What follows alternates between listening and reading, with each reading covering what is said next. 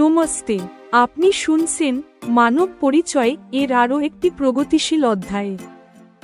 গত পর্বে নাসির তার স্ত্রী সভাকে নিজের জীবনের কাহিনী শোনাতে শুরু করেছিল, যার চিন্তাভাবনায় সভা মুগ্ধ হয়েছিল। আজ নাসির তার অন্ধকার অতীত এবং ভবিষ্যতের এক মহান সংকল্পের ওপর থেকে পর্দা সরাচ্ছে।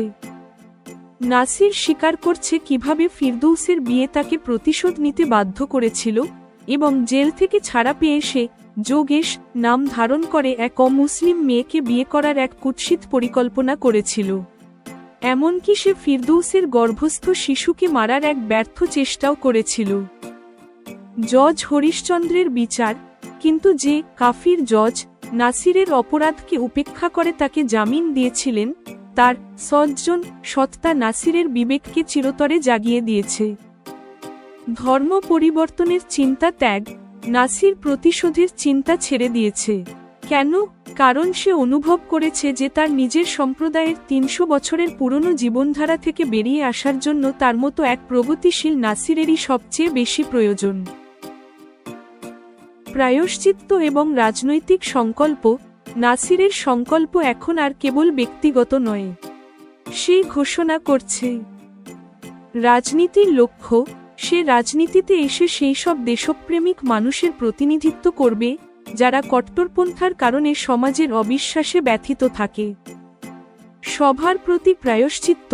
সে সভাকে সর্বোচ্চ সম্মান দেবে, বোরখা এবং সবরকম বিধিনিষেধ থেকে মুক্ত রাখবে, আর এটাই হবে ফিরদৌসের প্রতি করা তার অন্যায়ের আসল প্রায়শ্চিত্ত।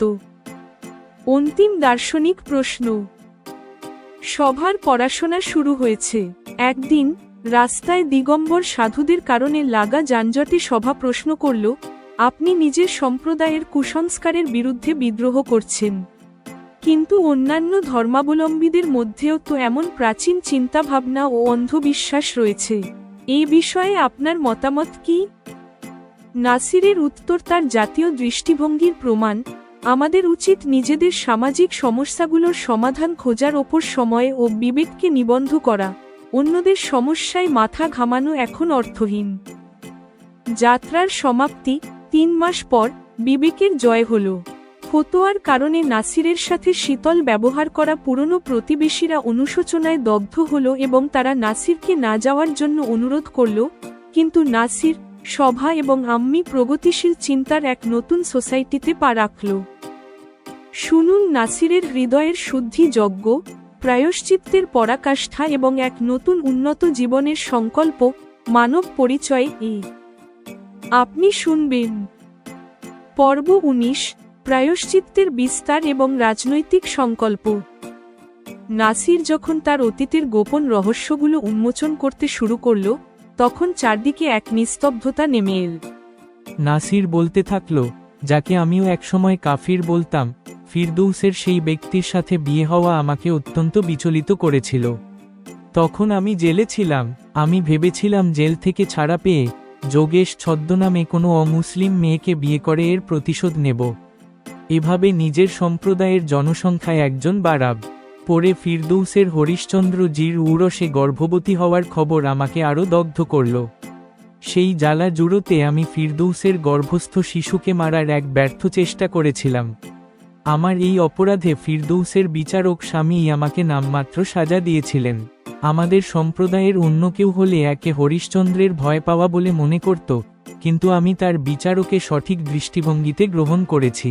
এই কথাটিই আমাকে আত্মচিন্তায় উদ্বুদ্ধ করল। আমার অন্ধকার অতীতকে উপেক্ষা করে তিনিই আমার আব্বুর ইন্তেকালের সময় জামিন ও প্যারোলে মুক্তির ব্যবস্থা সহজ করে দিয়েছিলেন। তখন আমার বিবেক আমাকে প্রশ্ন করল, এই হরিশচন্দ্রই কি একমাত্র সজ্জন মানুষ হতে পারেন? আমি কি তার মতো সজ্জন হতে পারি না? আমার এই প্রশ্নগুলোই আমার মধ্যে পরিবর্তনের সূচনা করল। আমি নিজেকে বদলে ফেললাম। আমি সেই চিন্তাটিও ত্যাগ করলাম যে আমি কোনো অমুসলিম মেয়েকে বিয়ে করব। এই চিন্তা ছাড়ার একটি কারণ এও ছিল যে দেশের নতুন আইনের ফলে ভিন্ন ধর্মে বিয়ে করলে ছেলেকে এখন অনিচ্ছা সত্ত্বেও স্ত্রীর ধর্ম গ্রহণ করতে হয়। আমার চিন্তা ও দৃষ্টিভঙ্গি ইতিবাচক হওয়ায় আমি অনুভব করলাম যে আমার মতো প্রগতিশীল চিন্তার মানুষের প্রয়োজন আমাদের সম্প্রদায়ে সবচেয়ে বেশি। এমন অবস্থায় ধর্ম পরিবর্তন করলে আমি আমার সম্প্রদায়ের সেবা করার সুযোগ থেকে বঞ্চিত হতাম। সম্প্রদায় থেকে বহিষ্কারের ফতোয়া যে কাউকে ধর্ম পরিবর্তনের সিদ্ধান্তে পৌঁছে দিতে পারে, কিন্তু আমি সেই সাধারণ মানুষ ছিলাম না যে পথের বাধা দেখে ঘাবড়ে যাবে। মাঝে মাঝে হু হু বলা সভার কণ্ঠস্বর ক্ষীণ হয়ে আসায় বোঝা গেল যে ঘুম তাকে আচ্ছন্ন করছে। সভা নিজেই চেয়েছিল যে নাসির আজ কাহিনী বলতে বলতে তাকে ঘুম পাড়াবে, তাই নাসিরের সেটা মনে হলেও সে কথা বলা চালিয়ে গেল। আমার পরিকল্পনা ভবিষ্যতে রাজনীতিতে গিয়ে নিজের সম্প্রদায়ের সেই সব মানুষের প্রতিনিধিত্ব করা, যারা নিজেরা দেশপ্রেমিক হয়েও অন্যদের কট্টরপন্থার কারণে অবিশ্বাসের শিকার হয়। আমি তাদের সঠিক নেতৃত্ব দিতে চাই। সমাজের মনে আমাদের সম্প্রদায় সম্পর্কে এই অবিশ্বাস দূর করতে চাই। আমি চাই এই একবিংশ শতাব্দীতে আমাদের মানুষ নিজেদের ৩০০ বছর আগের জীবন ও চিন্তাধারা থেকে বের করে আনুক। এভাবে আনন্দময় জীবন যাপনের মাধ্যমে তারা যেন দেশের অন্য নাগরিকদের সুখ সমৃদ্ধির ওপর আর কোনো সংশয় হয়ে না থাকে। আমার এই চিন্তাধারার পরিবর্তনেরই ফল হলো যে সভা, আজ তুমি আমার স্ত্রী। অন্য পরিবার থেকে আসা স্ত্রীর প্রতি আমাদের স্বামীদের কর্তব্য হলো তার ইচ্ছা ও আবদারগুলো ঠিক সেভাবেই পূরণ করা, যেভাবে তার বাপের বাড়িতে পূরণ হতো। আমি ফিরদৌসের বেলায় এই কর্তব্য পালন করিনি। আমার পুরুষোচিত অহংকারে আমি ফিরদৌসের জীবন সংকটে ফেলেছিলাম। ফিরদৌসের যে প্রতিভা ছিল, তার স্বামী হিসেবে আমার গর্বিত হওয়া উচিত ছিল, কিন্তু আমি আমার কাপুরুষোচিত ও মূর্খামিপূর্ণ কাজের মাধ্যমে সেই গর্বের কারণটি হারিয়ে ফেলেছি। জীবন এই শিক্ষা দেওয়ার বিনিময়ে আমার কাছ থেকে অনেক বড় মূল্য আদায় করেছে। ফিরদৌস যে আমার উৎসাহে কেবল আমারই নয়, পুরো সম্প্রদায়ের অমূল্য সম্পদ হতে পারত, তাকে ভিন্ন ধর্মে বিয়ে করতে বাধ্য হতে হলো। এই শিক্ষার পর এখন আমার প্রতিটি প্রচেষ্টা তোমার আত্মসম্মান ও প্রতিভাকে বিকশিত করার। অন্যান্য সব সম্প্রদায় আমাদের আগে প্রগতিশীলতা গ্রহণ করেছে। তারা তাদের নারীদের সুযোগ দিয়েছে, যার ফলে তাদের নারীরা পুরুষের সমান পরিচয় গড়তে সফল হয়েছে। অথচ আমাদের সম্প্রদায়ের নারীরা আজও বোরখা ও বিধিনিষেধের মধ্যে থাকতে বাধ্য। আমি তোমাকে এই বিধিনিষেধ থেকে মুক্ত রেখে জীবনের অনন্য শিখরে পৌঁছাতে দেখতে চাই। আমি সারা জীবন তোমাকে চোখের মণির মতো আগলে রাখতে চাই।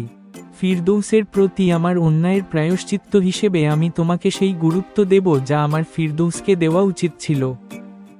এ কথা বলার পর সভা ঘুমিয়ে পড়েছে কিনা দেখার জন্য নাসির সভার মুখে হাত বুলিয়ে দেখল কোনো প্রতিক্রিয়া নেই। এতে স্পষ্ট হলো যে সভার নাসির বলা শেষ কয়েকটি কথা শোনার আগেই ঘুমিয়ে পড়েছে। নাসিরের বলার মতো আরও অনেক কিছু আছে। নাসির ঠিক করল যে মুখে বলার বদলে কাজে করে দেখানোই শ্রেয় হবে। এ কথা ভেবে নাসির সভার পাশ থেকে ধীরে উঠে ওয়াশরুমে গেল, তারপর ফিরে এসে নিজেও ঘুমিয়ে পড়ল। পরদিন থেকে সভাকে এনআইটিতে ভর্তি করানো, নতুন সোসাইটিতে ফ্ল্যাট কেনা এবং তার অন্দরসজ্জার কাজে বাড়ির সবাই ব্যস্ত হয়ে পড়ল। একদিন অন্দরসজ্জার দোকান থেকে ফেরার সময় সভা নাসিরের সাথে গাড়িতে ছিল। তখন রাস্তায় যানজট ছিল। নাসির খোঁজ নিয়ে জানল যে দিগম্বর সাধু ও তাদের ভক্তদের একটি দল সেখান দিয়ে যাচ্ছে। সেই ভিড়ের কারণেই এই যানজট। নাসির কোনোমতে গাড়ি ঘুরিয়ে দীর্ঘ পথ ধরে বাড়ির দিকে রওনা দিল। পথে সভা জিজ্ঞেস করল, আচ্ছা, আপনি নিজের সম্প্রদায়ের প্রাচীনপন্থী মনোভাব ও অন্ধবিশ্বাসের বিরুদ্ধে বিদ্রোহ করছেন, কিন্তু দেখুন, অন্যান্য ধর্মাবলম্বীদের মধ্যেও তো একই রকম পুরনো ধ্যান ধারণা ও অন্ধবিশ্বাস রয়েছে। এই বিষয়ে আপনার মতামত কি? তখন নাসির বলল, সভা, অন্যান্য সম্প্রদায়ের জন্য কাফির শব্দ ব্যবহার করা আমার আর ভালো লাগে না। আর তাদের অন্ধবিশ্বাসের কথা যদি বলি, আমি মনে করি সেটা তাদের সমস্যা। তাদের সমস্যার সমাধান খোঁজার কাজ তাদের ওপরই ছেড়ে দেওয়া উচিত। আমাদের উচিত নিজেদের সামাজিক সমস্যাগুলোর সমাধান খোঁজার ওপর সময় ও বিবেককে নিবন্ধ করা। নাসির খুব সাধারণ স্বরে কথাগুলো বললেও সবার কাছে নাসিরের দৃঢ়তা স্পষ্ট হল। সে বুঝতে পারল ভবিষ্যতে তাকে কোন ধরনের কথা এড়িয়ে চলতে হবে। ৩ মাস কেটে গেল। নাসির নতুন সোসাইটিতে সেই জিনিসগুলো স্থানান্তর করতে শুরু করল যা তার আব্বুর স্মৃতি বহন করে। যখন মহল্লায় এই পরিবর্তন দেখা গেল, নাসিরের পরিবারের এভাবে চলে যাওয়া মহল্লাবাসীদের মনে বিঁধল। ফতোয়ার কারণে এই পরিবারের প্রতি তাদের শীতলতা ও অবজ্ঞার জন্য তারা অনুতপ্ত হতে লাগল। তখন তাদের মধ্য থেকে কয়েকজন গণ্যমান্য ব্যক্তি নাসিরকে মহল্লা না ছাড়ার অনুরোধ করল, কিন্তু তখন অনেক দেরি হয়ে গেছে। নাসির তাদের কাছে ক্ষমা চাইল এবং মহল্লাবাসীরাও নাসিরের কাছে ক্ষমা চাইল। এভাবেই নাসির পরিবারসহ নতুন সোসাইটিতে চলে গেল। এখন শুনুন মানব পরিচয় এর এই পর্বের ওপর জেমিনাই এর পর্যালোচনা। উপশিরোনাম: প্রায়শ্চিত্তের বিস্তার এবং রাজনৈতিক সংকল্প। এই পর্বটি নাসিরের আত্মসংশোধন যাত্রাকে একটি নৈতিক উপসংহার এবং সামাজিক লক্ষ্য প্রদান করে। ফিরদৌসের প্রতি নাসিরের নিজের অন্যায় স্বীকার করা এবং সভাকে শক্তিশালী করার সংকল্প তার চরিত্রের নৈতিক উচ্চতাকে প্রতিষ্ঠিত করে। এই পর্বটি নাসিরের প্রগতিশীল চিন্তাকে তার রাজনৈতিক উচ্চাকাঙ্ক্ষার সাথে যুক্ত করে। ১. প্রায়শ্চিত্ত এবং ফিরদৌসের প্রতি শ্রদ্ধা। অতীতের স্বীকারোক্তি: নাসির প্রথমবার ফিরদৌসের প্রতি তার অন্যায়গুলো অত্যন্ত সততার সাথে স্বীকার করে, প্রতিশোধ নেওয়ার চিন্তা থেকে শুরু করে ভ্রূণ হত্যার ব্যর্থ চেষ্টা পর্যন্ত। হরিশ্চন্দ্রের প্রভাব: জজ হরিশ্চন্দ্রের দেওয়া নামমাত্র সাজাকে নাসির প্রকৃত ন্যায়বিচার হিসেবে গ্রহণ করে।